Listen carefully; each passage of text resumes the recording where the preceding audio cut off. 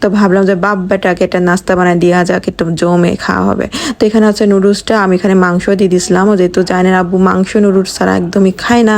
এই কয়দিন যে একটা বাজে গরম, মানে কি বলবো, বাতাস কই, মানে আকাশের কি দিক দিশা আমি বুঝতেছি না। মানে এত পরিমাণে গরম, মেঘ হয়ে থাকে, কেমন বাতাস হয় না, তার উপরে যদি হয় রান্নাঘরের কাজ, উফ মানে কি যে একটা অবস্থা। কিন্তু সব কিছু ঊর্ধ্বে হচ্ছে আমাদের রান্না বান্না, মানে এটা তো করতেই হবে। রান্না বান্না করতে আমার আসলে ভীষণ ভালো লাগে। আমার শুধু মনে হয় মজা মজা রান্না করব, সবাইকে খাবো, দেখাবো। তো এই জিনিসগুলো আমার কাছে খুব বেশি মজা দেয়। তো এদিকে আমার ছেলে তো অস্থির হয়ে গেছে, কেন বাবাকে নাস্তা দেওয়া হচ্ছে না সন্ধ্যায়। কিন্তু বানাবো তো, ছেলে তো আর বোঝে বলেন তো। পরে আমি সব কিছু রেডি করে নিয়ে গেলাম বাপ বেটার জন্য, তারা খাবে।